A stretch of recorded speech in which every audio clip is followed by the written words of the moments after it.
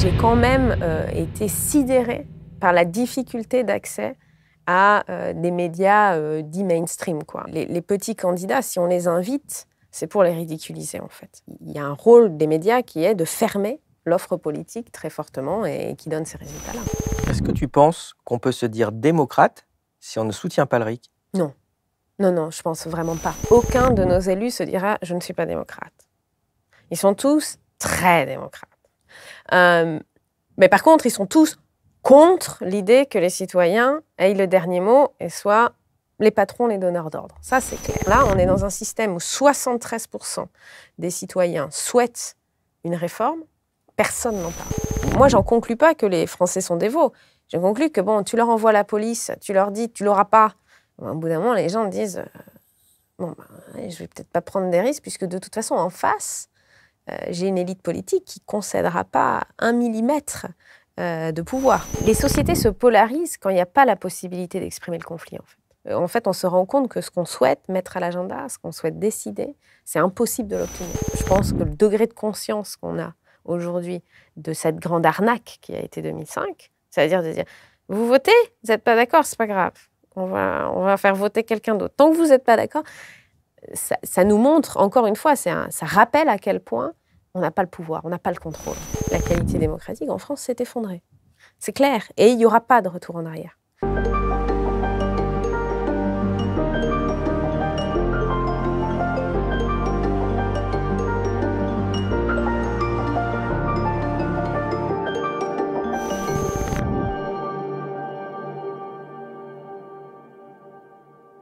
Clara Heger, bonjour. Bonjour. Je suis très heureux de te recevoir sur la chaîne YouTube du site d'information Élucide.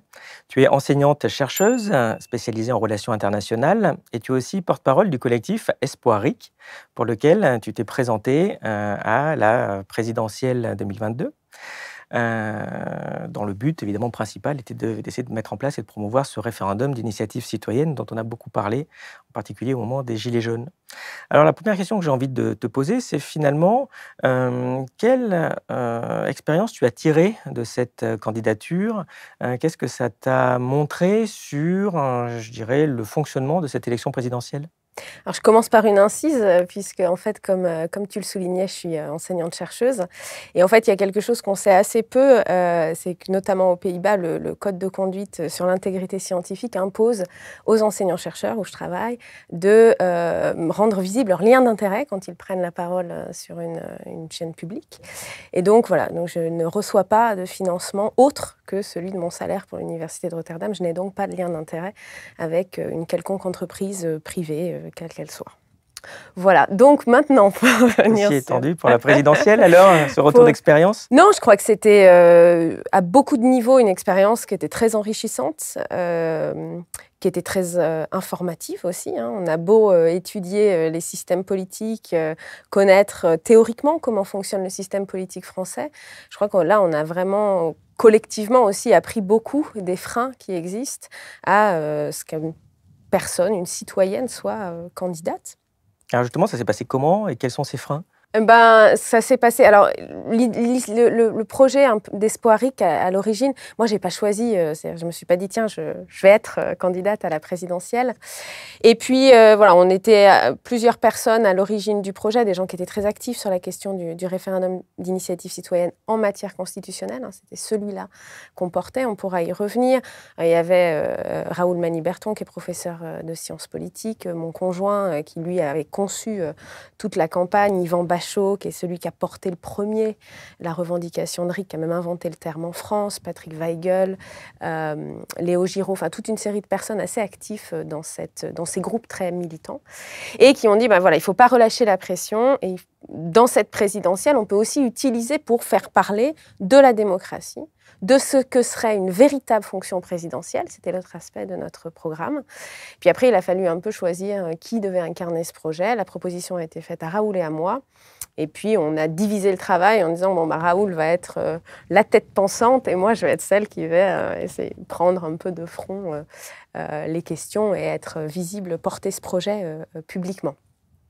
Ça a bien fonctionné, je crois, au sein de l'équipe. Nous, ce qui a été assez magique dans Espoir X, c'est qu'on a été un collectif qui partait de rien, qui n'avait pas de capital politique. On n'avait le soutien d'aucun parti politique, qui n'avait pas de capital financier. On a autofinancé la campagne majoritairement.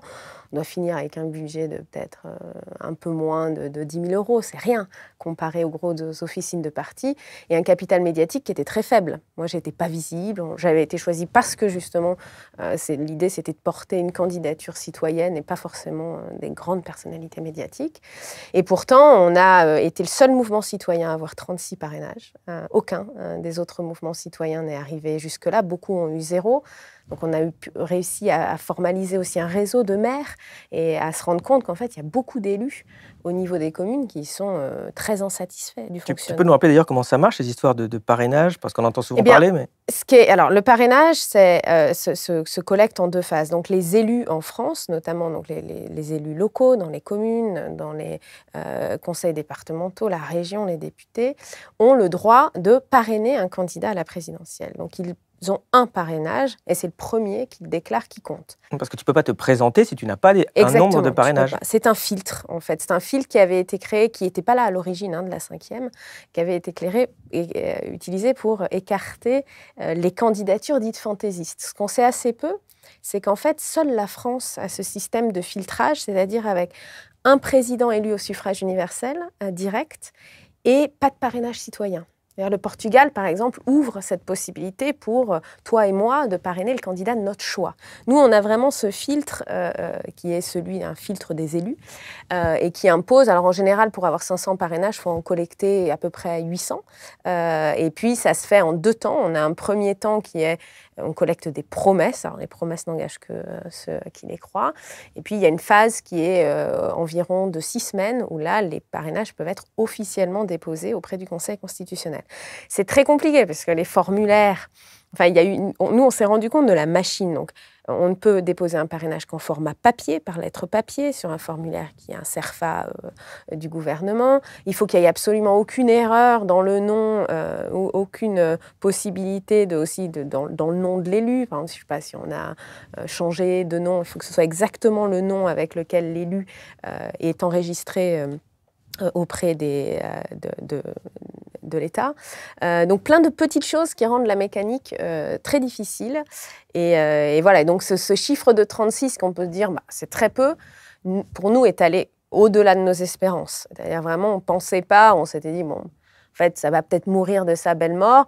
On a eu les 36 parrainages, on a pesé dans le débat public puisque un candidat, Jean Lassalle, a repris notre proposition, notre texte de loi aux conditions qu'on s'était fixées. Nous, l'objectif, c'était aussi de peser sur les candidats et d'éduquer médias et politiques sur cette question de la démocratie. Parce que ce qu'on a observé, alors...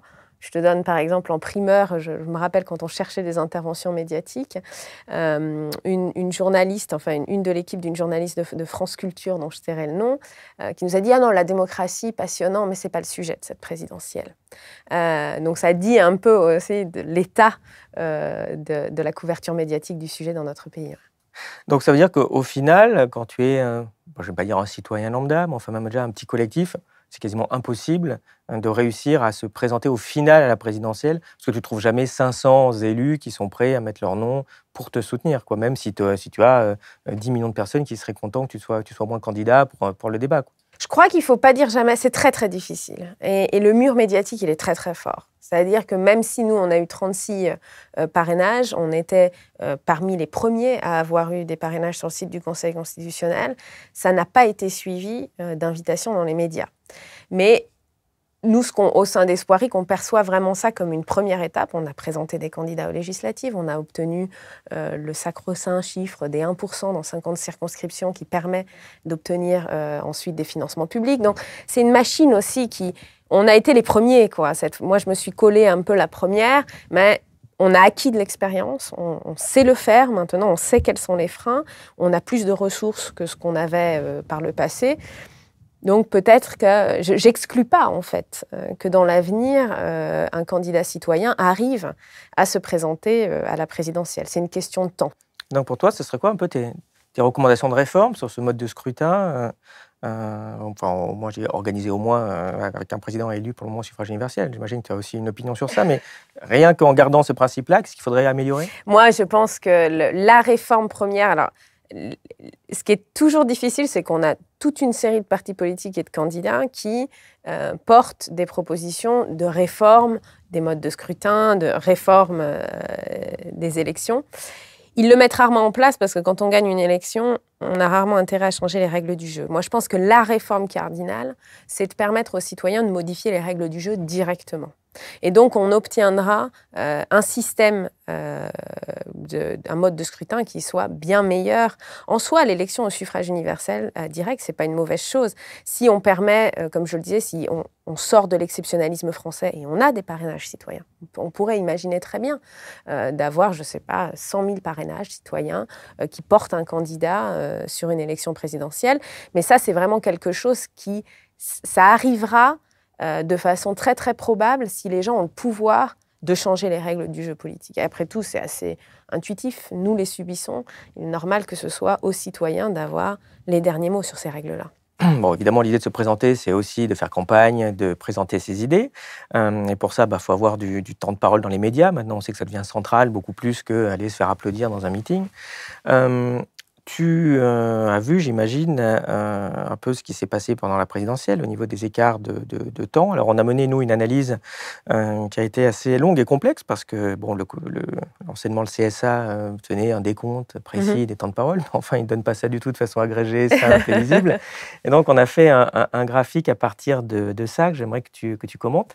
En rouge, c'est le temps d'antenne qu'il y a eu pour les principaux candidats à la présidentielle. On a le détail sur le site, là on a pris les plus grands. En rouge, le temps d'antenne, et en vert, le score électoral. Et donc il est assez intéressant de voir la surreprésentation manifeste d'une Valérie Pécresse ou d'un Éric Zemmour par rapport aux résultats, et à contrario, bon, évidemment il y a un petit écart sur Emmanuel Macron qui n'a pas voulu faire campagne, mais pour les autres, Marine Le Pen, Jean-Luc Mélenchon, c'était à peu près 45% des votes et 25% à peine du temps d'antenne. Puis la même chose sur Anne Hidalgo et Fabien Roussel. Est-ce que tu penses que ça, c'est un problème, surtout qu'il y a eu une réforme en 2016 qui avait créé le Parti socialiste pour encore compliquer les choses, parce que on se rappelle, en tout cas pas forcément les plus jeunes, mais les autres, et qu'avant, quand même, quand on était candidat, tous les candidats avaient strictement le même temps de parole pendant toute la campagne présidentielle. Aujourd'hui, c'est le cas, mais juste à la toute fin, quand les jeux sont faits, je dirais. Et ça a été modifié en 2016 avec un soi-disant principe d'équité, où en clair, on dit, il faut que le temps de parole, ce soit à peu près le score électoral que tu vas faire. Et le score électoral que tu vas faire, c'est soit le score que tu as fait précédemment, en partie, et on tient compte aussi beaucoup des sondages d'opinion. Et là, on a vu que les sondages sont maintenant rentrés dans le mécanisme institutionnel, avec le succès que l'on sait, surtout sur Jean-Luc Mélenchon, et ses 9%, fait autant jadis, ou Éric Zemmour et ses 25%. Mais on voit que ça a été modifié. Alors, toi qui as observé ça évidemment de près, qu'est-ce que tu penses de cette réforme et qu'est-ce que tu penses du rôle des médias? Alors, il y a un élément que ce graphique ne montre pas et qui est encore, à mon avis, plus fort, c'est de regarder rapporté au taux de signature. C'est-à-dire parce que là, on a les candidats qui ont réussi à se qualifier. Ah oui, bien sûr. C'est-à-dire si on regarde tous ceux qui ont eu des signatures, et parfois beaucoup de signatures, le temps d'antenne, le rapport entre combien, entre guillemets, un parrainage te rapporte en temps d'antenne médiatique, c'est flagrant. Il y a vraiment, en fait, on a un système qui rémunère politiquement et médiatiquement les partis établis, et peu importe après quel est leur poids véritable dans l'opinion. Et je crois que ça le montre très bien, avec effectivement, comme tu le disais, des obligations qui sont que sur des temps de fin de campagne, et qui, en fait, les sondeurs ne sont pas nécessairement mal intentionnés. Ce qu'ils font, c'est qu'ils reprennent les noms dont ils sont à peu près sûrs qu'ils vont réussir à trouver les parrainages, et ils ne font tourner des sondages que sur ces noms-là. Donc, on a après des anormalités de ce type, où en fait, alors sans compter que certaines, très clairement, quand on a du capital médiatique, voire quand on a le soutien de certains médias directement, je pense à Éric Zemmour. Éric Zemmour a été propulsé très fortement par une entreprise médiatique qui était... Le but, c'était de le rendre très visible et très attractif dans l'opinion. Mais t'es pas sympa avec Bolloré aussi. Bolloré, voilà, était derrière. Mais, et on a un système, je trouve, qui, en France, s'américanise là-dessus, avec des campagnes qui sont le fait de grands groupes médiatiques, avec un poids du capital financier et du capital médiatique dès le départ. Ça, moi, je dois dire, l'ayant étudié, j'ai quand même été sidérée par la difficulté d'accès à des médias dits mainstream, quoi. C'est-à-dire vraiment, et il y a une forme aussi chez les journalistes de dire non, les petits candidats, si on les invite, c'est pour les ridiculiser, en fait. Nous, on dit les sérieux, bon, bah, c'est ceux qui finiront au second tour ou qui seront juste en passe de se qualifier. Et encore, pas toujours. Et ça, moi, c'est ce qui m'a vraiment... je me rappelle d'un entretien avec un journaliste de France Info. Il m'invite pour discuter plus de la difficulté d'avoir les parrainages, un peu le format du candidat citoyen qui porte sa croix, et c'est difficile, le pauvre, etc. Mais pas du tout des points de programme. Ça se passe au téléphone, vraiment 35 secondes chrono. Et donc, je lui dis, il y a une responsabilité quand même des médias dans notre pays de promouvoir le pluralisme politique. Les journalistes me répondent, vous passerez 10 secondes à 5 heures du matin, donc voilà, on a fait notre part. Ils raccrochent. Donc il n'y a vraiment pas aussi cette conscience de dire, en fait, il y a un rôle des médias qui est de fermer l'offre politique très fortement et qui donne ces résultats-là. On fait aussi un peu d'abrutir le citoyen. C'est comme tu dis, en effet, je pense qu'il s'intéresse plus à ça fait quoi d'être une femme, candidate. Exactement. Machin. Puis si tu avais pleuré, je suis sûr que ça aurait fait un temps d'antenne en plus. On s'est posé la question, on s'est dit il faut sortir des histoires croustillantes, malheureusement. Ouais, mais toi, tu parles de fond, d'idées, donc ça c'est pas bon, ça c'était il y a 20 ou 30 ans.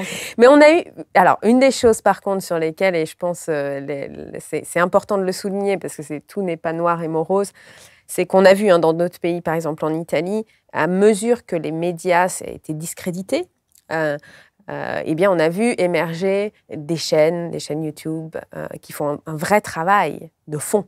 Et ça, c'est quand même, ça ouvre un espace, je trouve, qu'on a eu aussi, nous, on a bénéficié à Espoiric très fortement de ça, de toutes des chaînes, de ces médias qui commencent à avoir un poids cumulé bien plus fort que le nombre d'abonnés sur Radio France, ça c'est clair. C'est ce qu'on essaie de faire ici aussi. Hein. Voilà. Mais est-ce que justement tu crains pas qu'il y ait des formes de régulation à venir de YouTube et des réseaux sociaux? Elles existent. On voit de plus en plus maintenant les projets de loi sur la question de la diffusion des opinions politiques sur les réseaux sociaux, sur est-ce qu'on compte du temps de parole. C'est sûr qu'elles vont arriver. Mais quand elles arriveront, c'est bon signe. Ça veut dire que la balance est en train de s'inverser. Et c'est quand même, je trouve l'espace est quand même assez large pour qu'il y ait une forme de poche de résistance qui puisse se faire. Mais c'est évident, oui, que cette question de la régulation des réseaux sociaux va se poser et des médias alternatifs va se poser à mesure que ces médias vont prendre de l'ampleur. Mais c'est difficile à réguler aussi. C'est une grande nébuleuse. Cette chaîne YouTube ne vit que grâce aux abonnements. Pour nous soutenir, vous pouvez vous abonner à notre site www.elucide.media. Vous aurez accès à de nombreux contenus exclusifs et vous permettrez en plus à notre média de se développer. On compte sur vous. Sur cette thématique, j'aimerais qu'on dise un mot des sondages. Alors, je vais dire un mot très rapidement sur l'influence que ça peut avoir sur les temps de parole, mais en général, l'influence beaucoup plus forte peut-être aussi en termes de fabrication de l'opinion ou de la pensée, puisqu'on sait très bien, avec des travaux psychologiques, que voilà, les gens ils aiment bien soutenir celui qui va gagner, pas être un peu en dehors du troupeau, en tout cas sur au moins une bonne partie des gens. Donc si on dit lui il va gagner, bon, alors on va plutôt le soutenir. Et puis aussi une forme je répète, quand tu as des sondages de Mélenchon à 9 ou 10%, ça aide pas. Quand on dit, ouais, regardez, il va perdre, donc vous pouvez voter Roussel, là, son nouveau parti communiste de droite. Enfin, voilà, c'est quand même des innovations qu'on a eues cette année. On voit que les sondages ont un rôle, en fait, potentiel. Est-ce que tu penses que c'est quand même un outil qui est démocratique, qui n'est pas démocratique? Est-ce qu'il faudrait peut-être interdire même les sondages d'opinion politique de cette façon-là pour justement donner plus de liberté aux citoyens ou pas? Quelle vision tu as là-dessus? Nous, on a utilisé, en fait, pour moi, le sondage est un outil qui a sa place dans la vie démocratique. Et par exemple, nous, on l'a utilisé parce qu'il permet en fait de mettre à l'agenda certains sujets. Ce qu'on a fait par exemple avec Espoirix, c'est qu'on a utilisé le peu de financement un peu de chacun qu'on avait eu pour poser une question. Donc on a utilisé l'IFOP pour poser une question sur la question du référendum d'initiative citoyenne constituant. Donc l'idée c'était de présenter, pas de dire est-ce que vous êtes pour ou contre le référendum d'initiative citoyenne, mais c'est vraiment expliquer est-ce que vous seriez favorable à ce que 700 000 citoyens, qui était la proposition qu'on portait, puissent soumettre une proposition de révision constitutionnelle à référendum. Ça nous a donné un poids aussi fort, parce que le résultat qu'on a trouvé, c'est que 73% des citoyens soutiennent cette mesure de façon forte, et que c'est un élément important, parce que la deuxième question qu'on avait posée, c'est est-ce que c'est un élément important du choix d'un candidat ? Et on a eu aussi 60% des citoyens qui ont dit oui, c'est important, c'est un élément qui est important. Donc ça a permis aussi, nous, ça nous a servi pour pouvoir porter cette revendication-là, de dire attention, là, on est dans un système où 73% des citoyens souhaitent une réforme, personne n'en parle. Personne n'en parle. Donc ça nous a donné aussi de la visibilité. L'enjeu je pense, moi je suis, ayant lu aussi, parce qu'il y a beaucoup de recherches en ce moment sur les fake news qui concluent quand même massivement que les gens ne sont pas idiots et ne sont pas si manipulables que ça. Donc j'aurais tendance, d'ailleurs on voit Mélenchon a été très bas dans les sondages, mais il a quand même eu un score qui était les personnes ont voté, il y a une coordination, et les personnes ont voté Mélenchon espérant le faire arriver au second tour de l'élection. Donc je pense qu'il faut faire attention, les sondages, il faut les utiliser comme des outils, comme des pointeurs, avec tous les défauts que ça a. Mais moi, je ne suis pas favorable à l'idée de dire, aujourd'hui, on les interdit déjà le week-end précédent l'élection. Je ne suis pas favorable à une régulation extrêmement drastique. Je pense que la pluralité d'informations est une bonne chose et que le citoyen n'est pas oui, bien sûr, mais si je me permets, ma question n'était pas de faire dire, il ne faut pas de sondage, est-ce que vous voulez le RIC ou est-ce que vous voulez ça ou ça, parce que sur la rigueur, effectivement, c'est intéressant pour comprendre l'opinion publique. Non, c'est simplement de dire, oui, mais moi, je vais voter machin à telle date, puisqu'on voit très bien que généralement ça ne correspond pas. Enfin, les sondages, ils commencent presque un an avant, au mois de janvier. Enfin, regarde les sondages de janvier, ça n'a strictement rien à voir avec le résultat. Pourquoi on les fait alors? Si ce n'est pour induire des choses dans la tête des gens. Enfin, c'est quand même dire. Tu dis, c'est important d'avoir une pluralité d'informations. Bien sûr, c'est important. Mais est-ce que c'est une information ça? En quoi c'est une information? En quoi c'est un pronostic? En quoi c'est j'en sais rien? Enfin, en quoi c'est manipulatoire? Si tu définis l'information, à la limite, même si c'est une information qui est biaisée, elle dit quelque chose à un moment donné. Et en fait, ce qu'elle dit quand tu fais des sondages très tôt dans le temps, elle dit qu'en fait, quand tu regardes la fluctuation des sondages et les résultats des élections, je pense qu'on peut tous conclure que les sondages d'opinion en période électorale ne sont pas fiables. En fait, ils sont liés, ils disent juste, ils démontrent, ces sondages d'opinion, la capacité des médias à inscrire des candidats à l'agenda public. Non, mais c'est quand même un problème, parce que ce n'est pas le rôle des médias. En termes de la Constitution, j'ai cherché, je n'ai pas vu, tiens, c'est les médias qui vont définir, les médias, possédés par les milliardaires. Oui, ou les boîtes de sondage aussi privées. Non, ça c'est clair, Est-ce que tu penses, par exemple, je vais reprendre mon exemple, je le dis rapidement, mais quand tu vois Mélenchon à 10-12%, tu dis, bon, quel deuxième tour, un ciao pour lui. Donc, je peux voter Roussel, ou je peux voter Jadot, ou je peux voter autre chose. Oui. Si on avait dit aux gens, mais attendez, il est à 22%, il n'a plus que ça d'être au second tour. Et en second tour, peut-être que Mélenchon, Macron vont forcément changer le résultat. On aurait pu déjà donner des choses intéressantes, par exemple un débat que n'a pas voulu faire Marine Le Pen. Que n'a pas voulu faire réellement, parce qu'on voit qu'elle n'a pas mis Macron en difficulté, alors que Mélenchon aurait mis en difficulté, on aurait eu quand même quelque chose de beaucoup plus intéressant en termes démocratiques. Des gens ont dit, pas la peine de voter, c'est perdu d'avance, je me fais plaisir. Donc on voit qu'il y a quand même eu sans doute une influence non négligeable ici. Oui, mais en creux, pour moi, l'information qu'ils donnent, les sondages aux gens, qui est en creux de ça, c'est de montrer la déconnexion totale du système politique, des grands médias, de ce qui se passe vraiment des opinions politiques des gens. C'est-à-dire, quand on discute, et cette expérience d'Espoirix, moi, l'a rendue très... Personne ne croit. En fait, c'est ceux qui souhaitent y croire qui croient dans ces sondages-là. Je crois que ce qu'on a vécu dans cette présidentielle, c'est vraiment, on est dans un système qui est en bout de course. Et ce qu'on voit, c'est que quand un système est en bout de course, eh bien, ça se raccroche, quoi. On essaye de trouver un moyen de dire... Alors moi, par exemple, ce que je trouvais assez délirant, c'est... On a eu tout ce truc sur... Oh là là, à cause du Covid, les gens sont plus intéressés par la politique. Cette campagne n'intéresse personne. Elle décolle pas. Mais peut-être parce qu'en fait, la campagne n'était pas intéressante. Les thèmes qui étaient traités n'étaient pas ceux qui étaient centraux pour les gens.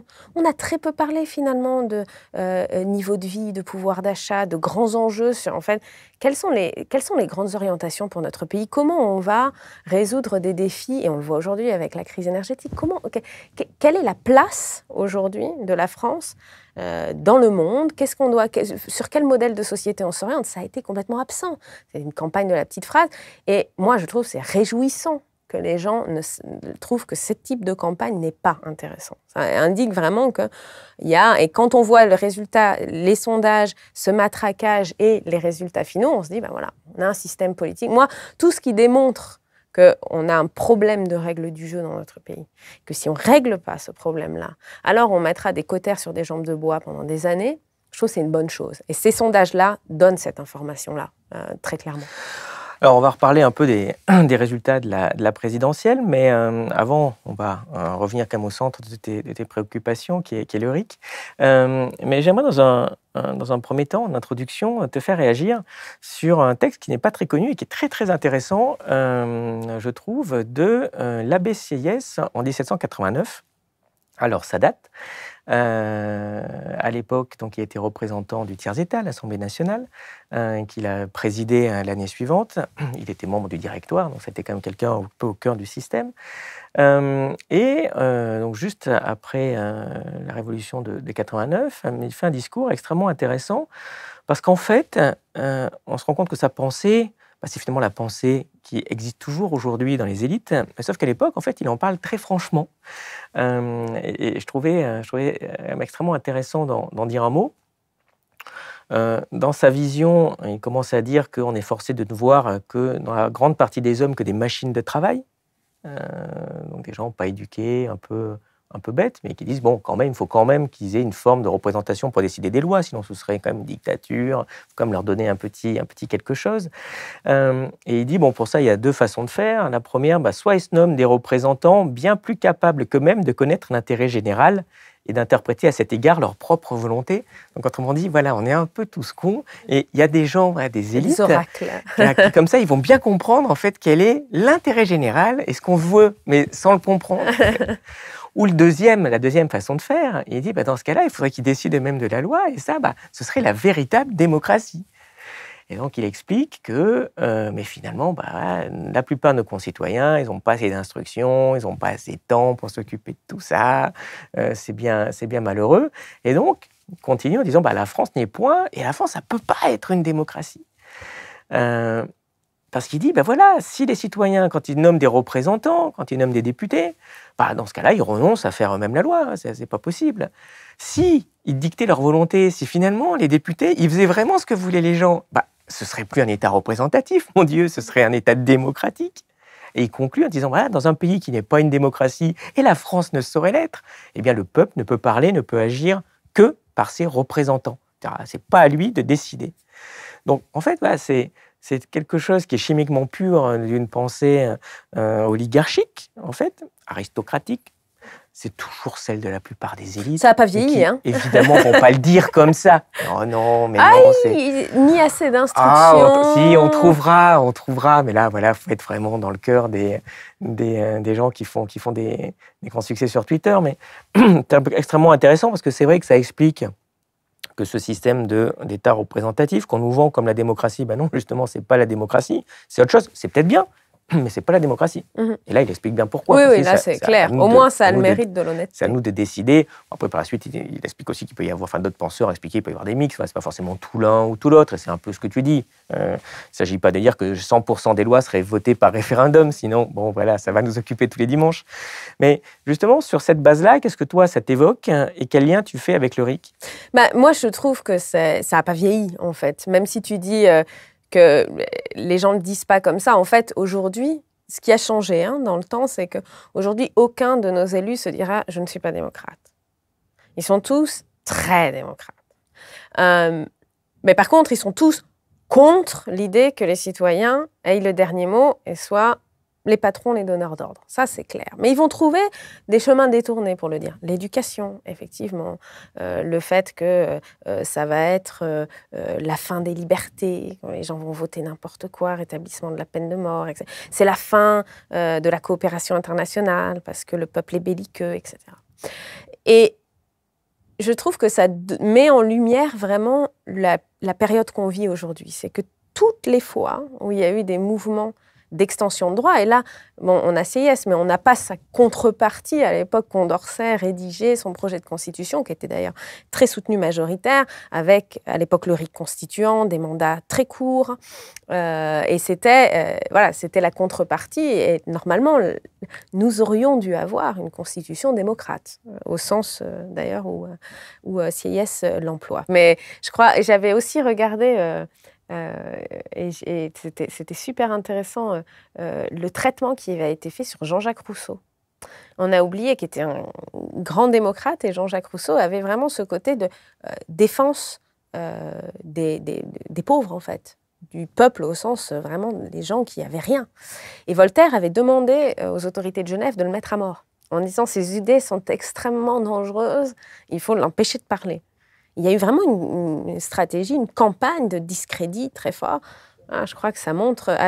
Les personnes démocrates, en général, sont... Alors, soit, aujourd'hui, nous, ce qu'on a constaté avec Espoir X, c'est que c'était beaucoup plus facile de nous ignorer. C'est-à-dire de dire, bon, n'en parlons pas. Si on n'en parle pas, ça n'arrivera pas. Mais plus le mouvement va grossir et plus il va falloir s'habituer que cette campagne de la peur va être là tout le temps, en fait, très forte. Donc, tu as l'exemple, il y a aussi des citations de Voltaire qui sont totalement édifiantes sur le fait que voilà, les masses sont incultes, il ne faut surtout pas les éduquer, ça va être terrible, c'est vraiment l'horreur. Donc à chaque fois qu'il y a des tensions de ce type d'argumentaire sort. Et aujourd'hui, c'est ce qu'on vit. C'est-à-dire on vit une demande forte pour de la démocratie. Et en face, on a un système qui se bloque, qui se ferme en disant non, mais c'est pas possible, avec des arguments qui sont faux, et qui reflète une méconnaissance totale. Parce que l'idée, ce n'est pas d'avoir un débat de fond. Aujourd'hui, ce qui est intéressant, c'est que je suis toujours effarée, vivant aussi aux Pays-Bas. Aux Pays-Bas, le RIC, c'est un sujet. Parce qu'on dit, nos systèmes représentatifs ont un problème. Ils sont en train de générer de l'exclusion et ils donnent trop peu de poids aux citoyens. Donc, discutons d'un outil qui se pratique depuis près de 200 ans ailleurs, le RIC. Et on en discute bien. Le niveau de connaissance des journalistes est élevé. En France, l'objectif, c'est pas du tout de discuter du sujet. C'est de faire peur. C'est de dire non. C'est une fausse bonne idée, c'est une idée fasciste. Alors, je me rappelle des décodeurs du Monde quand le RIC était sorti, qui avait sorti cette perle magnifique en disant en fait, c'est une mesure fasciste. C'est une mesure qui naît du fascisme. Ah bon? Bon, elle a été défendue par les anarchistes, par les libéraux, par tous les perdants du camp politique l'ont défendue à une mesure. Je ne sais pas où ils sont allés chercher ça, mais l'objectif, c'est de faire peur. C'est une campagne de la peur, une campagne de dire « mettez-vous bien en tête que vous êtes des mineurs politiquement. Vous avez besoin de quelqu'un qui dit ce que vous voulez. » Et donc ça, pour moi, c'est un texte qui est fondateur parce qu'il n'a pas vieilli. Et parce qu'on a retrouvé des textes de ce type quand il a fallu suffrage universel, enfin masculin, droit de vote des femmes. On a toujours eu dans les grands moments de défense des droits cette réaction-là de dire non. Vous savez pas, mais c'est pas ça que vous voulez. C'est pas possible. Il y a même quelque chose de très intéressant, qui n'est jamais mis en avant, et parfois c'est même cité à contrario.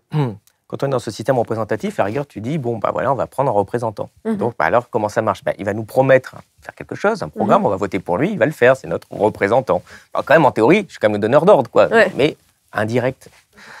Dans la Constitution de 58, la nôtre, la Ve République, quand on parle des députés, à un moment donné, il est dit, tout mandat impératif est nul. C'est-à-dire qu'on a écrit qu'en fait, on ne peut pas obliger le député à voter comme on le veut. Non. Ou plus précisément, s'il nous dit, par exemple, en 2012, « Oh, mais non, moi, je renégocierai le traité budgétaire européen. » Et puis, il ne le fait pas, il fait le contraire, il le signe sans l'avoir renégocié. C'est un petit clin d'œil à François Hollande. On se rend compte que tout ça est parfaitement conforme à la Constitution. C'est-à-dire qu'on nous dit, vous ne pouvez pas, en tant qu'électeur, exiger que le député fasse ce qu'il a promis. C'est le contraire. Si on est dans un système de représentation, tout mandat impératif est obligatoire, il n'est pas nul. C'est comme quand on donne un pouvoir pour aller voter. Tu dis, tiens, va voter pour Macron. Et puis le type revient dire, non, je vais voter Mélenchon. Il y a un problème quand même. Tu rigoles ou quoi? Je t'ai demandé de faire ça. On ne trouverait pas ça normal. Nous, dans la Constitution, on a écrit que non seulement on ne décide pas parce que c'est le représentant qui décide, mais si en plus il se fout de notre gueule, c'est normal. Et on ne peut pas se plaindre, parce qu'on pourrait dire dans ce cas-là, on peut mettre en place quelque chose pour dégager l'élu qui n'a pas respecté son programme, par exemple. Pourquoi pas? Ça aussi, je pense que c'est en effet semi-fasciste, les camps de la mort sont pas loin si on était dans ce système-là. Moi, je suis pas tout à fait de ton avis sur le mandat impératif, je vais t'expliquer pourquoi. Et puis, j'ai une bonne nouvelle sur pourquoi, en fait, on peut s'approcher très fortement du mandat impératif dans notre pays sans justement avoir les problèmes constitutionnels que ça pose. Là où je suis pas tout à fait d'accord, c'est que, selon moi, là, l'élément prioritaire, c'est vraiment que les citoyens soient en mesure de défaire la loi quand elle ne leur convienne pas, et d'écrire la loi quand une mesure est très populaire, de changer ce que peuvent faire les élus, de changer les mandats. Après, si une majorité de citoyens optent pour le mandat impératif, moi, je soutiendrai cette mesure, puisque ce sera celle qui sera soutenue par la majorité de mes concitoyens. Moi, ce que j'attends d'un élu, c'est... j'ai pas envie de travailler pour lui, je vais pas définir ses règles de la représentation. Moi, j'ai envie qu'il fasse de son mieux, que je puisse surveiller ce qu'il fait et d'être juge ultime de la qualité du travail. C'est ça que j'attends. C'est-à-dire de lui dire, c'est pas ce que tu disais, ce que je t'ai demandé, c'est pas ça, tu revois ta copie. Le mandat impératif, ça pose définir les règles de la représentation, c'est-à-dire que moi, à un moment donné, il faut que je me substitue et que je donne toutes ces règles-là. Du coup, je passe un temps fou alors que je pourrais garder le contrôle complètement sans passer par cette étape-là. Mais si on soutient le mandat impératif, un des éléments que justement Raoul Maniberton avait trouvé légalement un vide juridique dans notre campagne, c'est certes, un élu ne peut pas dire je m'engage élu à faire au titre de la Constitution, il ne peut pas dire voilà mon mandat, voilà ce que je vais faire et je le fais parce qu'on risque de tomber sous le coup de l'article qui dit tout mandat impératif est nul. Par contre, il peut s'engager à léguer l'intégralité de ses biens sur un contrat de droit privé, notarial, d'individu privé, si il ne réalise pas une série de promesses ou les points les plus importants de son programme. Nous, c'est ce qu'on a exigé des autres candidats. Parce que aussi, ce qu'on a remarqué, et c'est tout à fait juste ce que tu dis, pourquoi on devrait continuer à croire des gens qui disent oui, mais je vous promets, je ferai ça, et on sait que l'histoire nous dit qu'ils ne le font pas. Aussi parce que souvent, les candidats s'engagent sur des choses, ils n'ont aucune idée en fait. C'est la foire à... Je me rappelle d'un candidat qui dit « Ouais, mais les Français aiment les Pères Noël. En fait, ils rêvent une fois tous les 5 ans, c'est aussi très méprisant, ils rêvent une fois tous les 5 ans, il faut leur donner du rêve, quoi.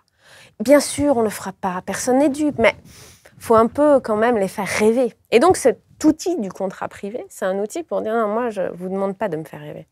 Je vous demande de prendre des engagements sur lesquels vous prenez des risques si vous ne réalisez pas vos promesses électorales. » Et ça, c'est possible de le faire via du droit privé, ouais, effectivement.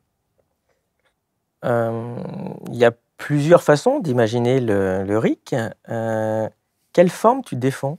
Alors moi, je défends un RIC très minimal, mais à la fois très puissant. Je le vois comme une clé de déverrouillage du système, parce qu'il y a beaucoup de formes de RIC qui existent.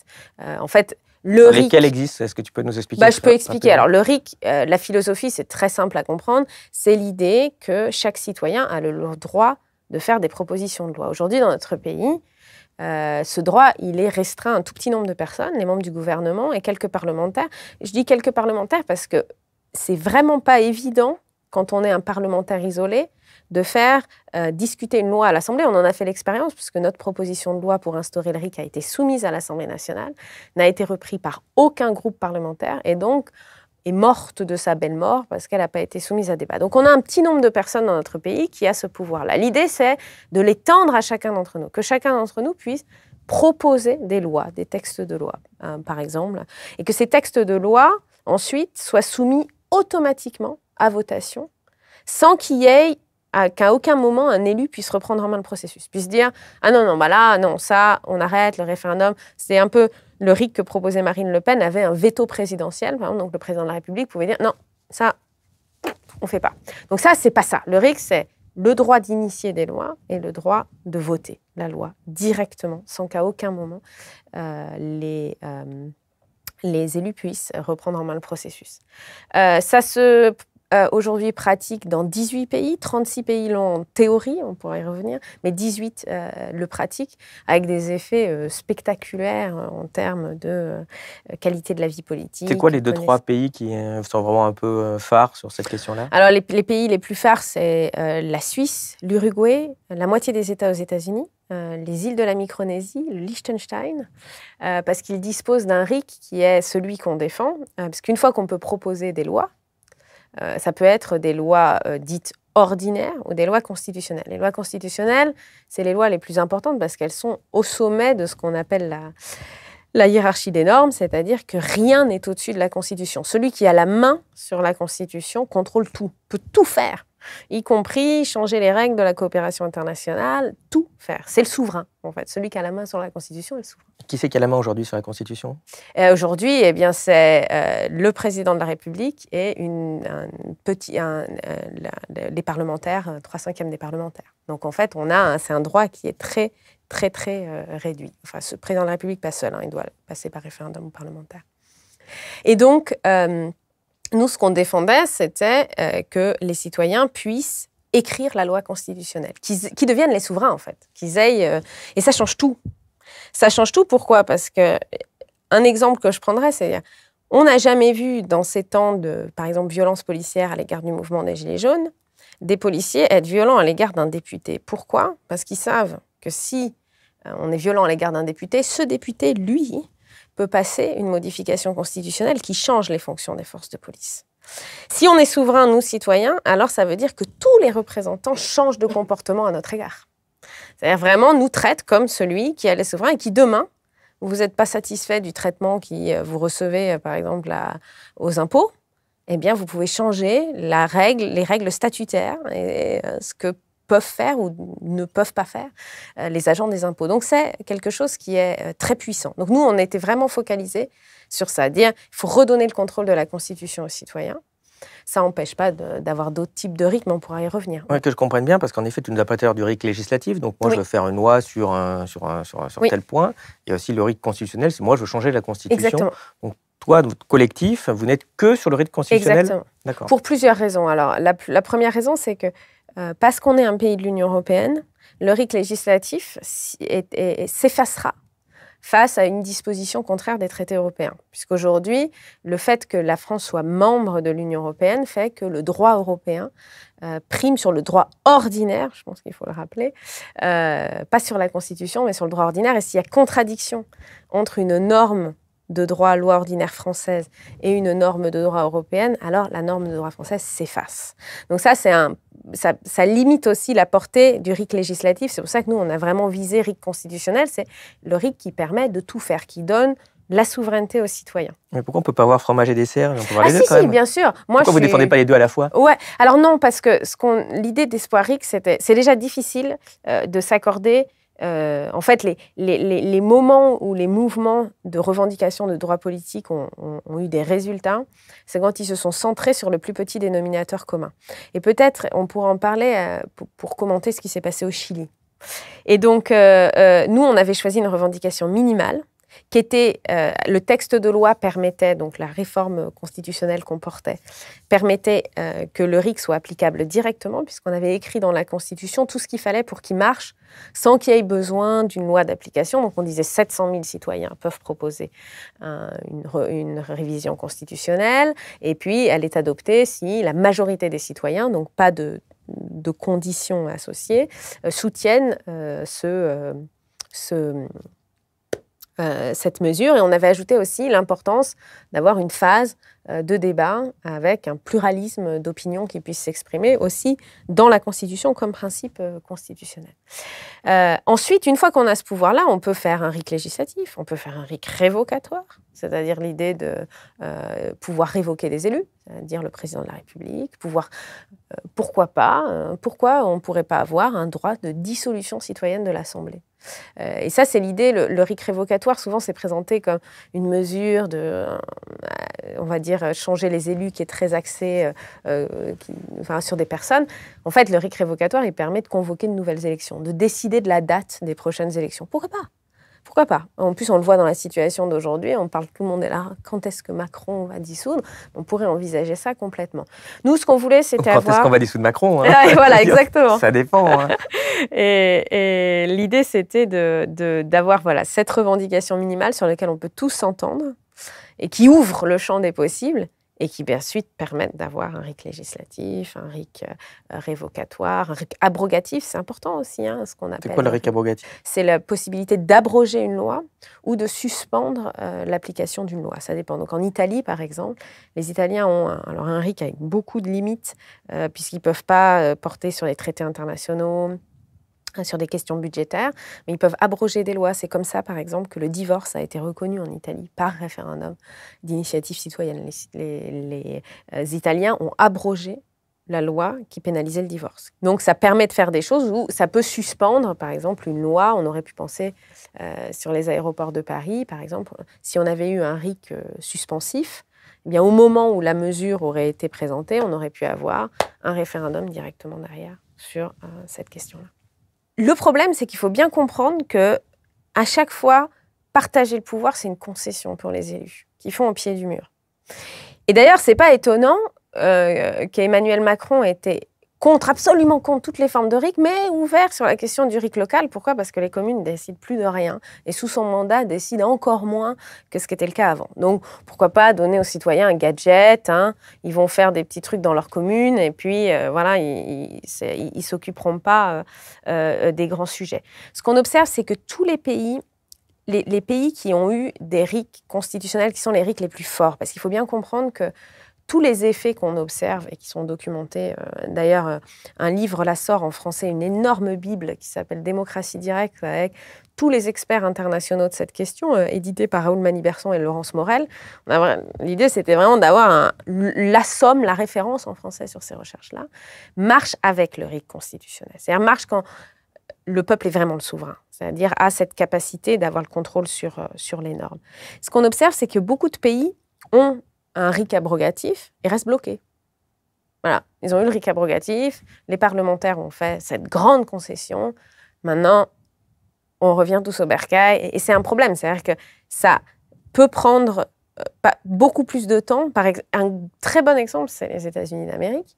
La moitié des États aux États-Unis disposent du RIC et chaque État a une constitution. Le RIC constitutionnel. Donc la Californie a sa propre constitution au niveau de l'État de la Californie. Mais ils n'arrivent pas à l'avoir au niveau fédéral. C'est-à-dire, mon argument, je pense, pour expliquer ça, c'est qu'il n'y a aucune volonté de soumettre la politique étrangère des États-Unis à contrôle populaire.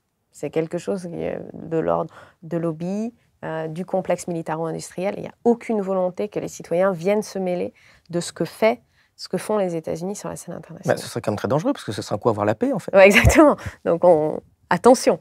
Donc voilà, moi je dis juste que le passage de l'un à l'autre n'est pas évident, donc ce sera dur dans tous les cas. Là, le sujet du RIC a été présent dans cette campagne, a disparu. On parle complètement d'autre chose, et je pense que tous les élus font c'est bon. Encore 50 minutes, quoi. C'est pas loin, mais là, on n'est plus obligé d'en parler. On n'a pas de proposition de loi qui est soumise en ce moment, enfin, ça ne fait pas partie des gros enjeux. Donc, l'idée, c'était de dire oui, ce sera difficile, oui, ce sera long, mais maximisons quand même la réforme qui nous donne le plus de pouvoir. Parce que si on obtient une concession, en fait, c'est pas dit qu'on aille après à quelque chose de plus gros, quoi. Est-ce que tu penses qu'on peut se dire démocrate si on ne soutient pas le RIC? Non. Non, je pense vraiment pas. Ça, c'est... Ouais, je peux pas... je vais pas détailler, mais... Non, on peut pas. Ce qui est très frappant, mais aussi très... révoltant, c'est que les Français ont des opinions très proches de celles des Suédois, en termes de qualité de la démocratie, tolérance, des types de vie différents, de volonté, etc. Mais le problème, c'est qu'ils sont gouvernés par des Bulgares, quoi. C'est-à-dire l'écart entre les opinions des citoyens et les opinions de leurs élites est massif. C'est très, très fort. Et je crois que sur cette question du RIC, c'est celle qui capte le plus cet écart. C'est-à-dire, comment c'est possible que depuis les premiers sondages, c'est-à-dire 2011, on ait une mesure qui est, quand elle est au plus bas, elle est à 75%. Trois quarts des citoyens la souhaitent, la considèrent importante. Nous, on l'a vu, on a soumis notre proposition de loi, Jean Lassalle a soumis la proposition de loi au Parlement. Combien de parlementaires ont signé? 7. C'est facile, hein? Ça fait du 10 contre 1. C'est-à-dire vraiment, on a un écart qui est énorme de distance entre ce que souhaitent les citoyens et ce que proposent les élus. Et ça, mais comment c'est possible? Le CIS te l'a dit, la France n'est pas une démocratie. Exactement. Ça ne saurait l'être. Il est hors de question qu'on soit une démocratie. Exactement. C'est ça ouais, c'est ça. Et là, oui, c'est clair qu'il y a ça, mais parmi les différents systèmes, on peut dire représentatifs qu'appelait de ses voeux CIS, le nôtre, comparé à tous les autres, est très, très, très peu réactif. C'est-à-dire, on a un système réactif, ça veut dire quand les citoyens veulent quelque chose, est-ce qu'ils l'obtiennent facilement? En France, c'est dur. C'est très, très, très dur. Et du coup, moi, j'en conclus pas que les Français sont dévots. Je conclus que, bon, tu leur envoies la police, tu leur dis, tu l'auras pas. Bon, au bout d'un moment, les gens disent, je vais peut-être pas prendre des risques, puisque de toute façon, en face, j'ai une élite politique qui concédera pas 1 millimètre de pouvoir. L'ingéniosité, quand on regarde de façon distanciée, de nos élus, pour dire, ah, vous voulez décider? Ah, mais on va vous proposer autre chose. Par exemple, on va faire des panels citoyens qui vont bosser pendant des mois. Et puis derrière, le président de la République décidera qu'on va faire ce grand conseil de la refondation. Hein, donc, on va choisir des citoyens, ils vont bosser. Et au final, moi, Emmanuel Macron, je piocherai sur... Parce qu'il ne faut pas déconner quand même. Hein, c'est quand même moi qui décide au final. C'est-à-dire qu'on a vraiment ce côté de dire, ouais, on veut quelque chose, on va vous proposer autre chose. C'était comme le climat, il a rien pioché en fait, mais il aurait pu, il aurait pu tout prendre, c'est passé à ça, hein, il aurait tout pris, il n'y avait pas de problème en fait. Ouais, j'ai quelques doutes. Mais c'est triste. Qu'est-ce que tu penses de la phrase d'Howard Zinn qui disait que le problème, c'est pas la désobéissance civile, c'est l'obéissance civile? Oui, non, c'est vrai. Le problème en soi, on a tous un droit à la désobéissance. C'est un droit fondamental, hein, l'idée de dire, moi, je veux désobéir à une loi que je n'ai pas contribué à... Et je pense que s'il y avait des grands mouvements, effectivement, de désobéissance civile sur des questions de dire, je sais pas, on ne paye plus nos impôts tant qu'on n'a pas le RIC constituant, je pense que ça irait un petit peu plus vite. Mais oui, le problème, c'est qu'on est dans on est dans les systèmes politiques. J'aime bien prendre la métaphore de la grenouille, c'est-à-dire il y a des travaux de recherche qui montrent qu'on est beaucoup plus vigilant aux attaques aux droits de l'homme dans d'autres pays que chez nous. Pourquoi? Parce que quand tu baignes dans un bain, tu ne te rends pas compte que la situation est anormale. Donc ça, il faut le dire avec force, la situation que nous vivons est anormale. Et c'est légitime, dans la situation qu'on connaît, d'être insatisfait du fonctionnement de nos institutions et de vouloir les changer. Ceux qui ne le veulent pas, c'est ça le problème. Donc, c'est vraiment ce côté-là, on s'est habitué. On est la grenouille qui est en train d'être dans un bain de plus en plus chaud. Et autour, tout le monde nous dit « Non, mais tout va très bien ». Et ça, c'est un vrai problème. Justement, en termes de façon de changer les choses, est-ce que tu pourrais très brièvement nous dire les conclusions que tu as tirées de l'expérience chilienne, puisqu'il y a eu un référendum pour changer la Constitution. Donc, on a dit, la grenouille, on va la mettre dans l'eau froide. Finalement, peut-être, en fait, elle n'a pas voulu, elle est revenue dans l'eau chaude. Non, alors, sur cette question, je pense que ça montre bien pourquoi le RIC constituant, c'est mieux que des assemblées citoyennes.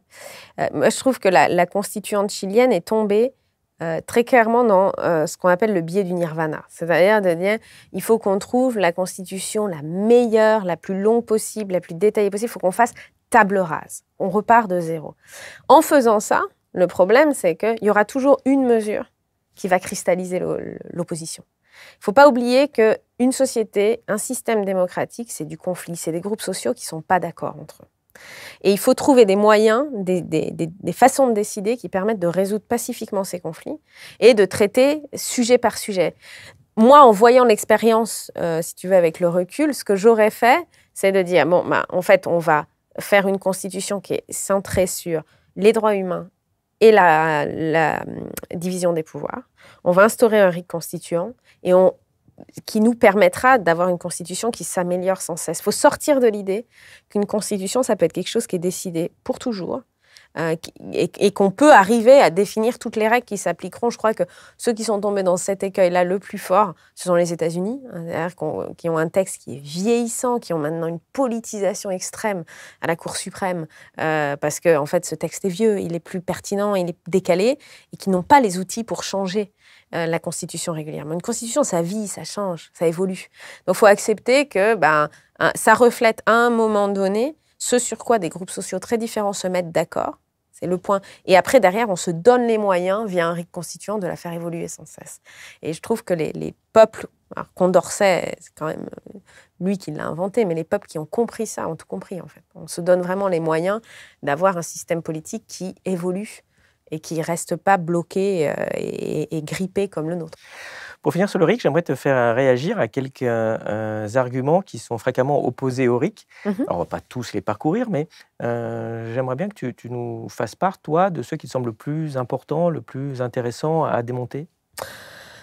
Bon, je crois que le peuple est incapable, le peuple est incompétent. Moi, j'invite à... J'ai coécrit un livre qui s'appelle « Le RIC expliqué à tous » et un qui s'appelle « Pour que voter serve enfin ». Toutes les études montrent que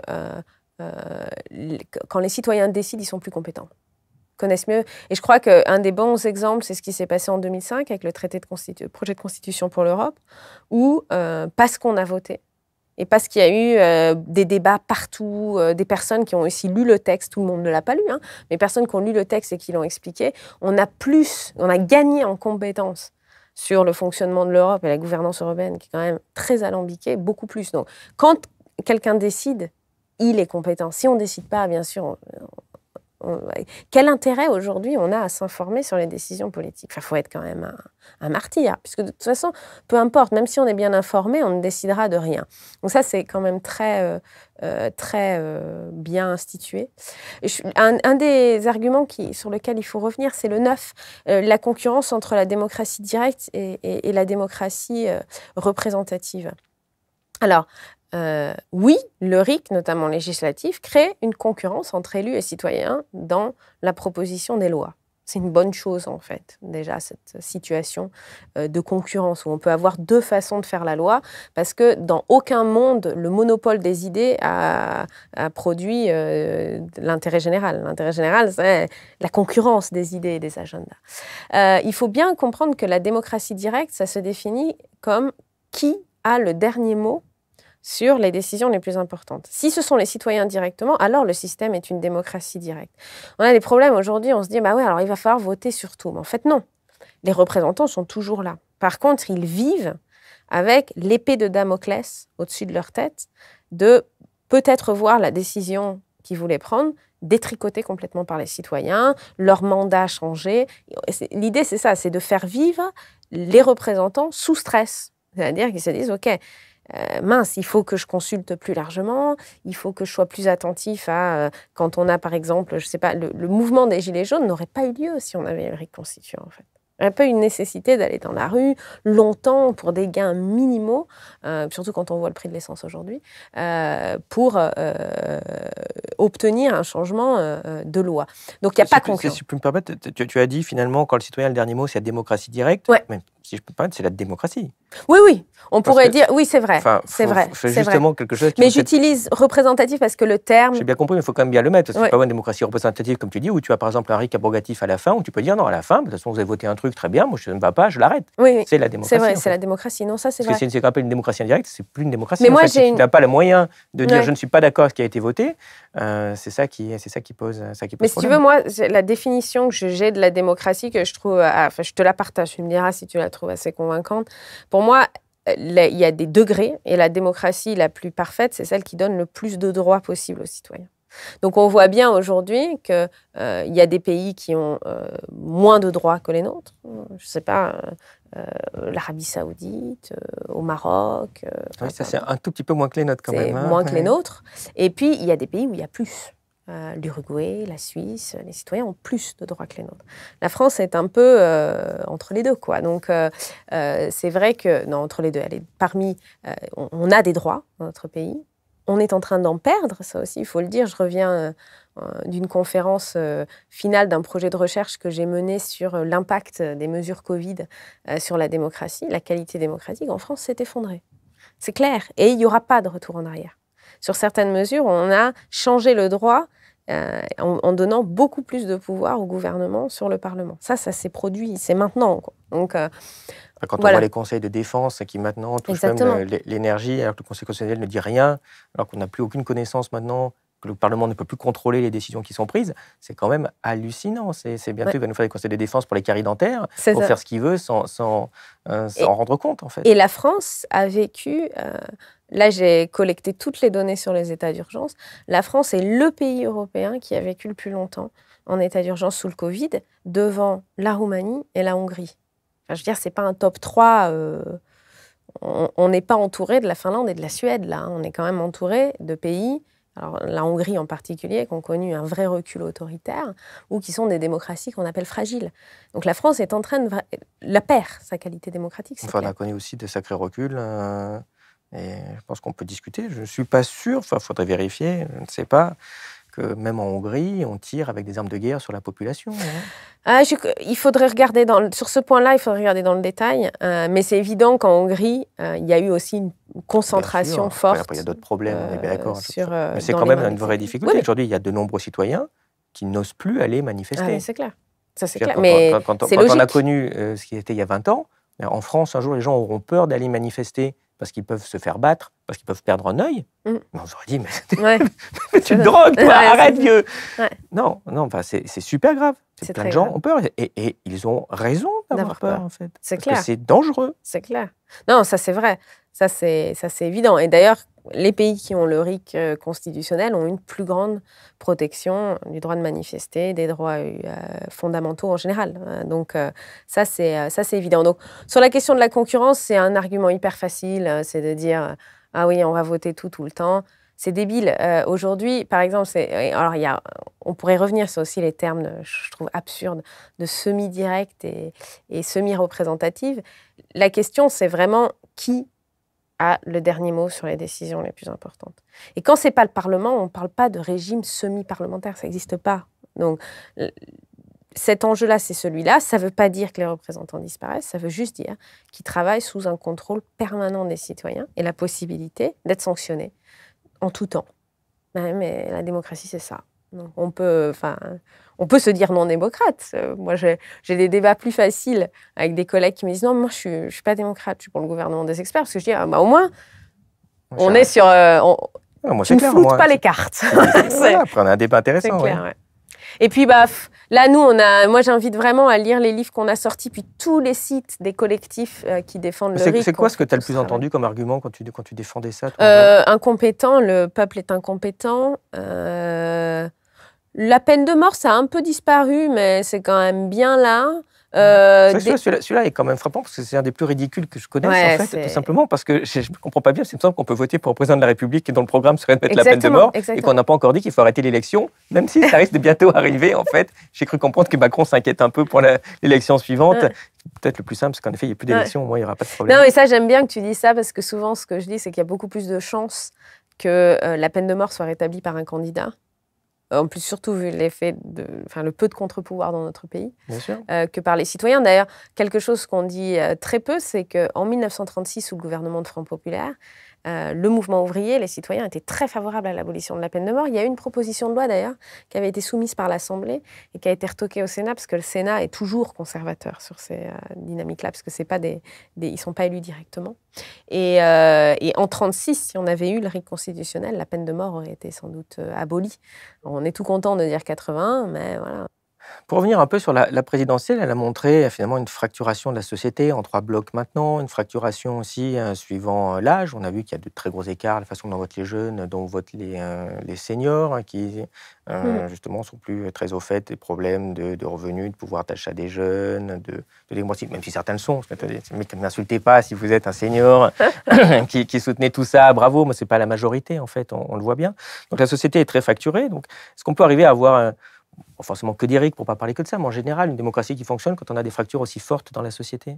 Oui, il faut des outils qui permettent de les exprimer, ces fractures. Le problème, c'est quand aujourd'hui on prétend... Alors, par rapport à 2017, la chance qu'on a, c'est qu'on a un Parlement un tout petit peu plus fracturé que ce qu'on avait en 2017. Donc ça, c'est une bonne chose. Les sociétés se polarisent quand il n'y a pas la possibilité d'exprimer le conflit, en fait. Quand il y a vraiment... En fait, on se rend compte que ce qu'on souhaite mettre à l'agenda, ce qu'on souhaite décider, c'est impossible de l'obtenir. Là, ça crée de la polarisation très fort. Et ça crée de la polarisation avec des figures aussi qui émergent politiques, qui sont dans des formes de dire qu'il faut tout jeter, et des postures très je vais vous sauver, moi, en tant que personne. Donc ça, c'est clair. Je ne connais pas d'autre façon de résoudre le conflit que de l'exprimer et d'adopter une procédure par laquelle on le résout. D'ailleurs, on a quelque chose qu'on sait assez peu, c'est que la Suisse, qui a le référendum d'initiative citoyenne, quand elle l'a adopté, elle était au bord de la guerre civile. Enfin, c'était vraiment, il y avait des personnes avec des fourches dans la rue. Enfin, c'était très très violent. Et la Suisse a tout d'un pays qui n'a rien pour rester ensemble. 4 langues nationales, 2 grandes religions, maintenant 3 avec l'immigration, les personnes de confession musulmane. Tous les divisent, le clivage urbain-rural, et ils arrivent à résoudre quotidiennement leurs conflits avec cet outil-là, quoi. La France est très très particulière. De toute façon, ça se voit très bien. Combien de lois que Macron a voulu ont été votées dans le quinquennat précédent? Combien de lois que ne voulait pas Macron ont été votées dans le quinquennat précédent? Il y a une parfaite identité. Donc en fait, le Parlement ne sert à rien. Il n'y aurait pas de Parlement en vrai. Ça changerait quoi? Non, c'est le gouvernement qui fait les lois, qui les vote, qui les envoie au groupe bio. Donc ces dérives-là, elles sont quand même accentuées par la Constitution actuelle. Oui. Et c'est pas aussi fort en Italie, c'est pas aussi fort en Espagne, c'est pas aussi fort en Allemagne quand même. Il y a quand même quelques... le pouvoir est un peu excessif, mais quand même là, on est quand même dans une monarchie. Et c'est pas c'est une monarchie en CDD, quoi. Non, quand tu disais c'est français, oui, si tu me dis les règles institutionnelles... Ah, c'est français, c'est la Constitution française. Qui ont un problème, je dis oui. Et d'ailleurs, la Constitution, c'est même un peu plus compliqué que ça, parce que dans le titre, l'esprit de la Constitution, le président de la République est un arbitre. C'est-à-dire, les pouvoirs propres du président de la République sont très limités. Peu de gens le savent. Nous, la campagne d'Espoiric, c'était aussi dire ça. C'était vraiment une campagne présidentielle, puisque le président de la République, c'est celui qui se soucie de la gouvernance démocratique. C'est un arbitre au-dessus des partis, et c'est celui qui représente l'intégralité du peuple français. Donc, un des enjeux, moi, de cette campagne, c'était de montrer qu'on pouvait faire une campagne sans dire « je ferai ça, mon bâton de pèlerin », mais de dire « non, non ». Je prendrai les décisions de cette façon, parce que c'est ça qu'on attend. Un arbitre, on attend de lui de savoir sur quel principe il va siffler la mi-temps et quelles sont les règles qu'il va faire respecter. Et ça, c'était un élément fort de la campagne. Le problème, c'est qu'on a une pratique institutionnelle, des petites réformes, dont on n'a pas, je pense, saisi la portée. Moi, une réforme dont je n'ai pas saisi la portée, c'était la réforme du financement des partis politiques. Dire que l'idée maintenant qu'on pouvait avoir des partis politiques qui sont financés sur leurs résultats électoraux exclusivement. Du coup, qu'est-ce que ça fait? C'est que les partis politiques n'ont plus de militants, ils pèsent rien. Aujourd'hui, si demain les Gilets jaunes faisaient un parti politique, ils seraient le premier parti politique de France. Il n'y a plus personne dans les partis politiques.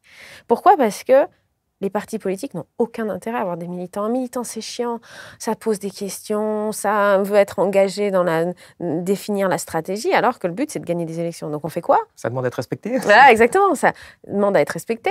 Donc, qu'est-ce qu'on prend? On prend des entreprises privées qui vont t'expliquer la petite phrase, le média training, etc. C'est ça, maintenant. Et cette réforme-là a eu l'effet de créer un système politique très cartel. Pareil, la réforme de 2002, la réduction du mandat à 5 ans du président de la République et l'inversion du calendrier électoral, surtout le fait que la présidentielle arrive avant les parlementaires, a écrasé le contre-pouvoir parlementaire dans notre pays.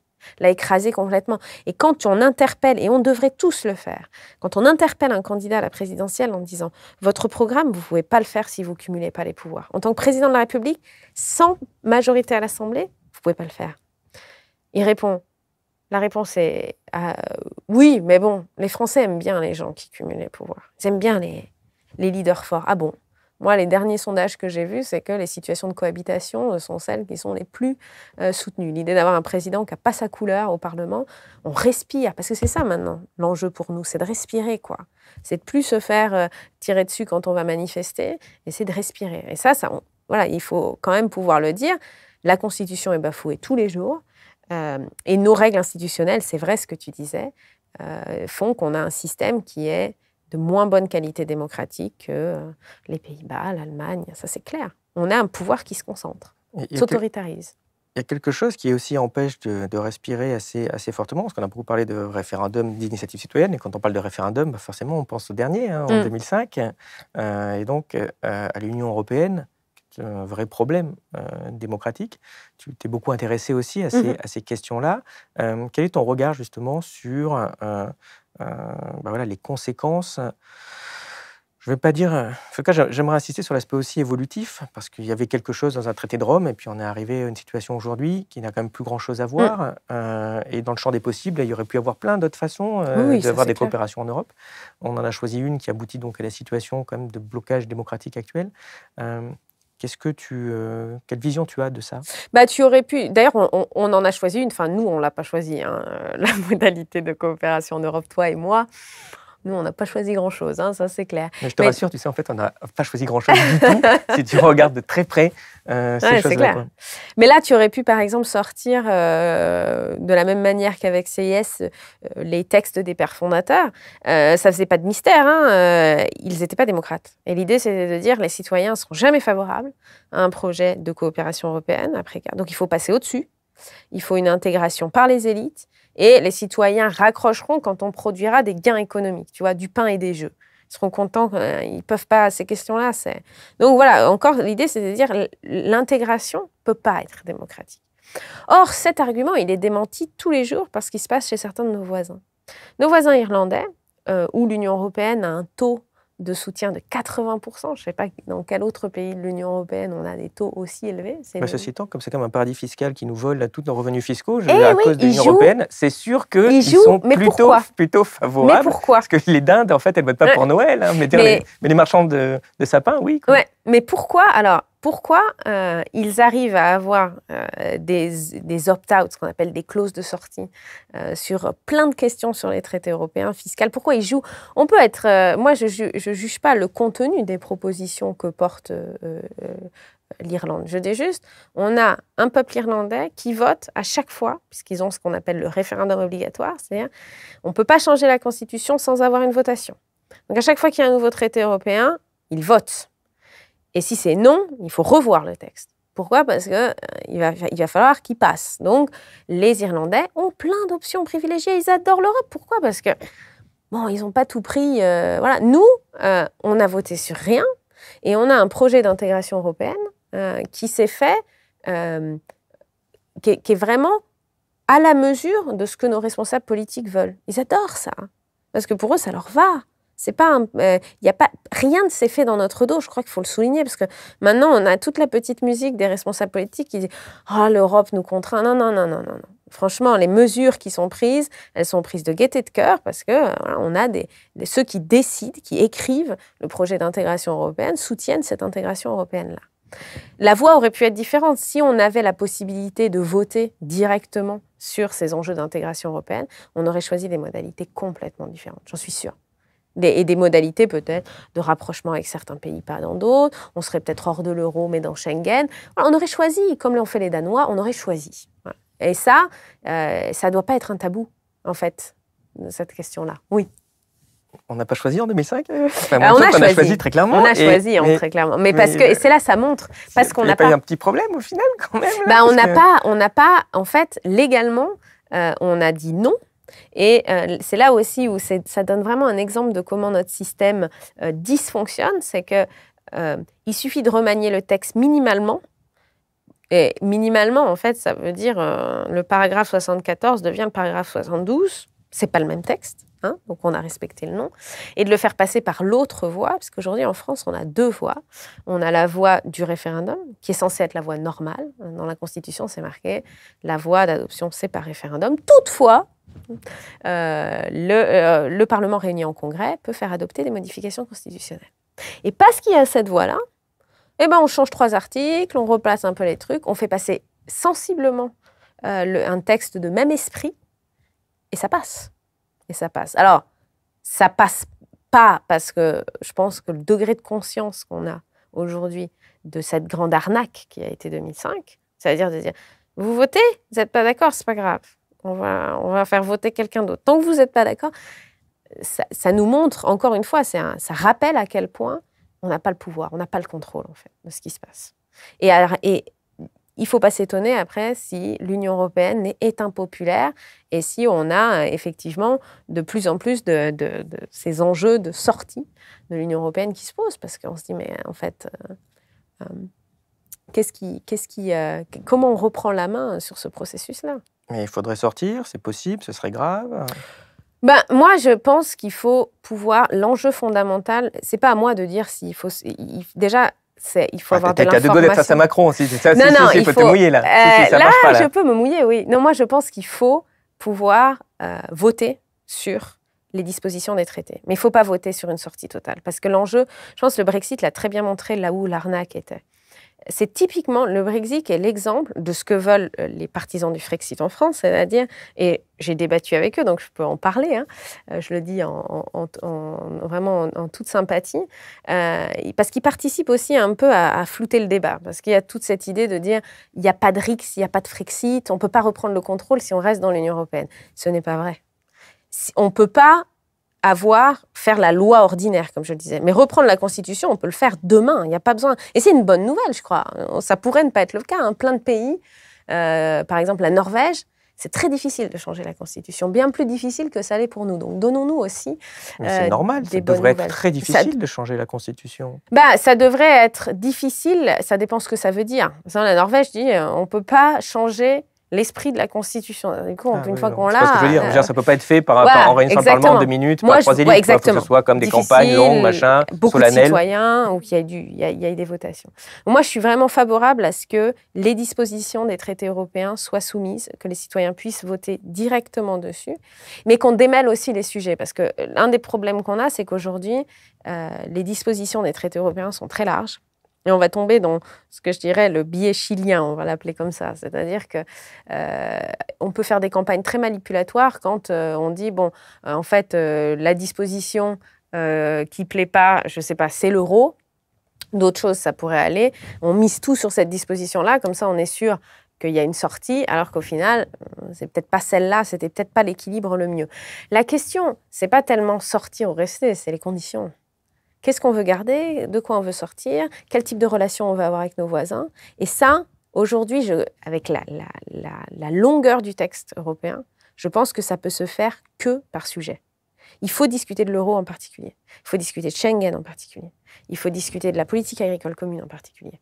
Parce que ça permettra d'avoir des débats qui sont clairs. Ils sont monosujets, clairs, et on traite de ce point-là et on décide si on veut rester dans ces dispositions-là. Surtout qu'il faut rappeler comme ce qui s'est passé par exemple avec le Brexit, c'est intéressant parce qu'on a tendance à penser que l'Angleterre dans les parties, c'est comme le Canada ou le Malawi. En fait, c'est pas du tout, parce que ce qu'ils ont fait, ils sont sortis en effet des traités européens. Tout de suite, ils ont renégocié un traité commercial, d'accord. Ce qui fait qu'ils sont à peu près, schématiquement, revenus à ce qu'il y avait avec le traité de Rome. Donc, une coopération, machin. Alors, certes, il n'y a plus la commission directement qui leur dit, mais grosso modo, c'est ça. Oui. Donc, en fait, simplement, ils ont enlevé tout ce qui n'allait pas pour eux au niveau souveraineté dans l'Union européenne. Il y avait d'ailleurs une phrase, je ne sais plus si c'est Barnier ou si c'était quelqu'un de la République En Marche qui disait ça, mais c'est assez fabuleux, je pense que c'est quand même Barnier. Il disait, mais attendez, dans les négociations, ils sont partis, il a dit, non mais attendez, on va quand même pas être dans une situation où les Anglais ils vont prendre ce qu'il y a de bon dans l'Union européenne et ils ne vont pas prendre le reste. Et on a envie de dire, mais attends, il y a une option qui existe, où il y a le bon, il n'y a pas le mauvais, j'en veux, mais pourquoi on ne la fait pas en fait? Et c'était très fort, et c'est exactement ce qu'ont fait les Anglais. Le général de Gaulle disait finalement qu'il ne peut pas y avoir de démocratie sans souveraineté. Est-ce que tu penses que c'est le cas, et comment tu adoptes cette vision à l'Union européenne? Mais la souveraineté, on l'a. Parce que si la souveraineté, c'est de dire l'Union européenne ne peut pas forcer notre gouvernement et nos parlementaires à changer la Constitution. Ça, il faut être très clair là-dessus. Le mythe de la souveraineté perdue, c'est un mythe qui est alimenté par des élites politiques pour dire « nous ne sommes pas responsables de votre malheur ». C'est l'Union européenne. La réalité, c'est juste qu'en fait, ils sont très contents de valider, passer les dispositions des traités. Pour eux, c'est pas un enjeu. C'est un enjeu pour nous. Donc, comme ils sentent que c'est un enjeu pour nous, on a sorti cette fable de la souveraineté. Oui, ma fable moyenne, si je peux me permettre, tu vois aussi qu'il y a des pressions très très fortes pour expliquer que le droit européen, finalement, il doit être aussi fort plus fort que la Constitution. Mais de quelle pression on parle? Parce que qu'il va y avoir pression, c'est-à-dire, j'invite tous ceux qui nous écoutent à regarder ce qui s'est passé quand la Cour constitutionnelle polonaise a dit « nous n'appliquerons pas la constitution polonaise prime ». Alors, on a eu le Twitter de la Commission qui est parti complètement dans une galaxie en disant « non, non, les dispositions européennes priment sur la Constitution ». Alors, je veux bien que la Commission souhaite ça, mais ce n'est pas le cas. Et d'ailleurs, on a eu beaucoup de parlementaires français qui ont dit « c'est pas le cas, il faut arrêter de raconter n'importe quoi ». Enfin, si la Commission voulait faire des frexiteurs, elle en a fait là, des milliers, parce que... Donc, il y a eu, tout le monde a crié d'orfin, ils vont payer des sanctions terribles, vous allez voir, la commission va... Il se passe rien. Ça s'est passé pareil avec la Hongrie. Qu'il y ait pression médiatique, oui, c'est clair.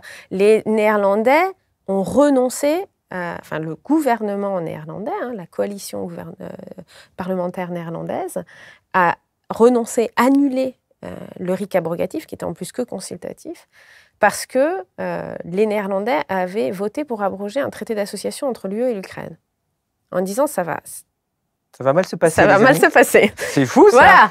Comme quoi, les gens sont bêtes, Exactement. Dire, contrairement à nos élites qui, elles voient loin.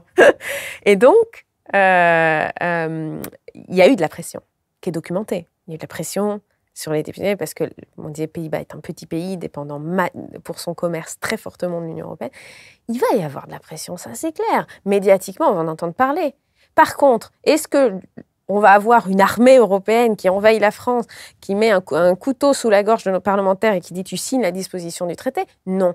La coopération internationale, c'est aussi la capacité à réagir à la pression.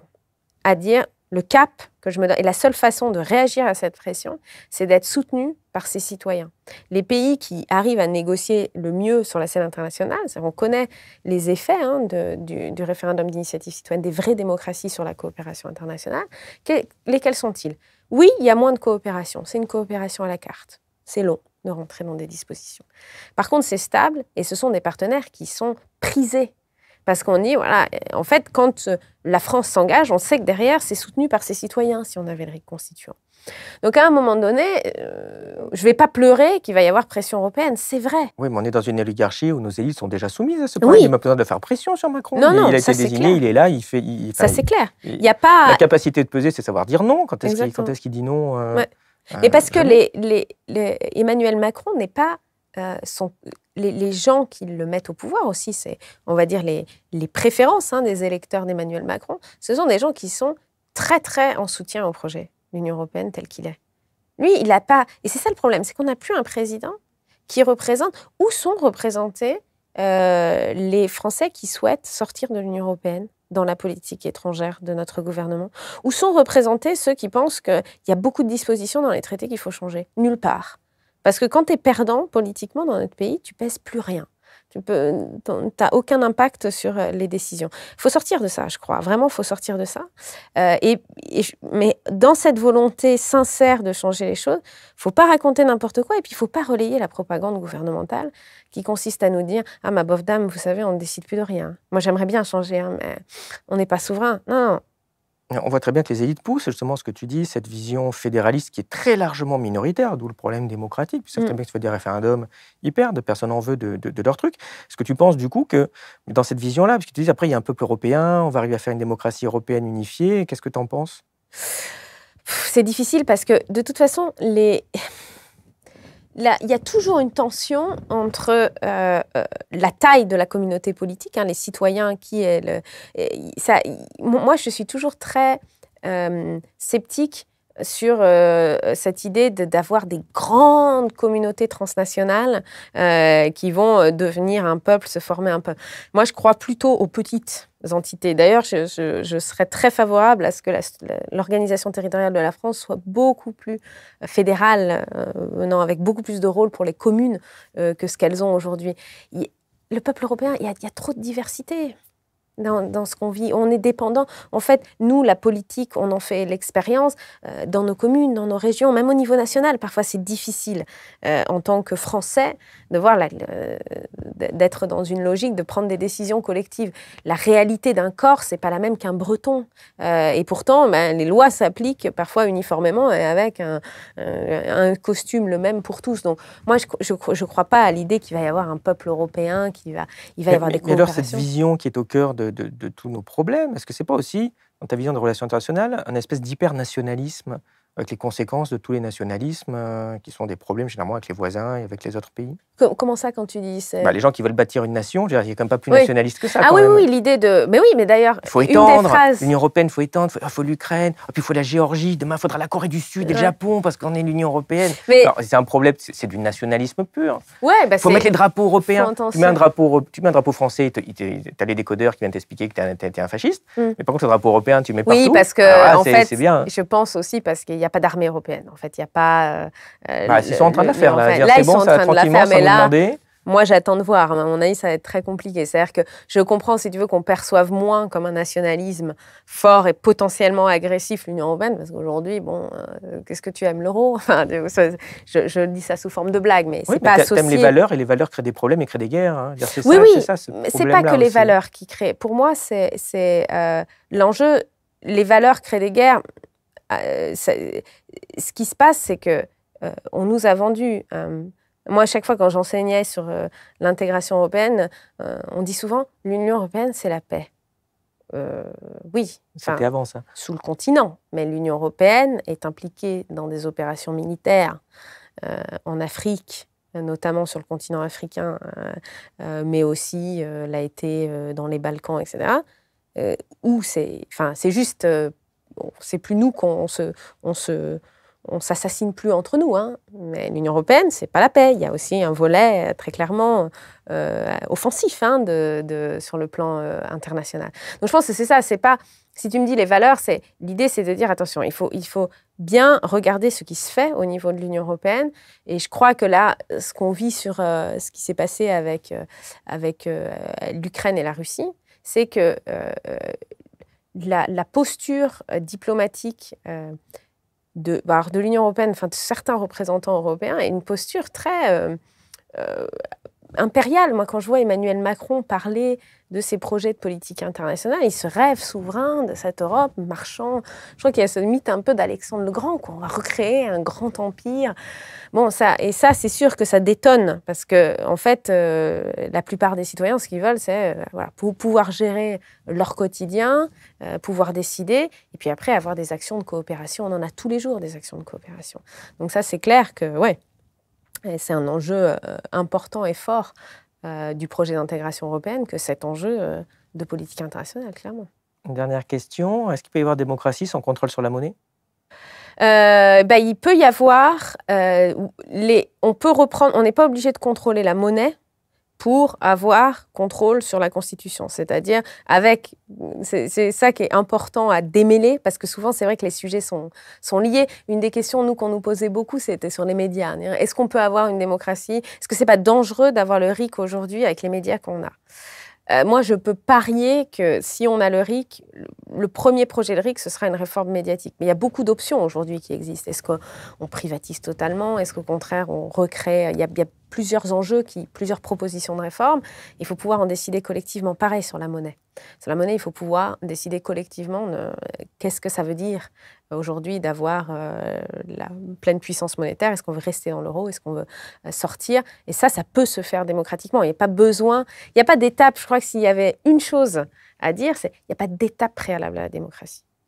Il n'y a pas besoin d'avoir son petit diplôme comme au suffrage censitaire. On disait, regardez, je suis assez compétent. Il n'y a pas besoin d'avoir les médias parfaits. Il n'y a pas besoin. Ça, c'est une fable qu'on nous dit pour repousser le moment où on décidera. Non, il n'y a pas de si à la démocratie. Ça, c'est clair. Écoute, je te remercie. Merci Clara, à toi. On arrive à la fin de cet entretien. Je vais te poser notre question traditionnelle. Qu'est-ce qui, selon toi, est connu de peu de personnes et qui mériterait d'être connu de tous? que les petites décisions, qu'il suffit de changer peu de choses pour que la vie change complètement. C'est-à-dire, il ne faut pas penser, se dire, il faut faire table rase de tout, il faut qu'on recrée tout pour que tout change. Qu'en fait, il existe une mesure, ça s'appelle le reconstituant. Quand elle est mise en place, elle change les choses demain, le lendemain de sa mise en place. Elle rend les élus plus respectueux, elle limite les pouvoirs des élus, elle produit plus de prospérité, des politiques internationales plus coopératives, des citoyens plus actifs dans les associations et plus compétents. C'est une petite mesure, mais qui change la vie fondamentalement plus que n'importe quel programme politique qui n'a pas cette mesure-là. Voilà, c'est ce que je dirais.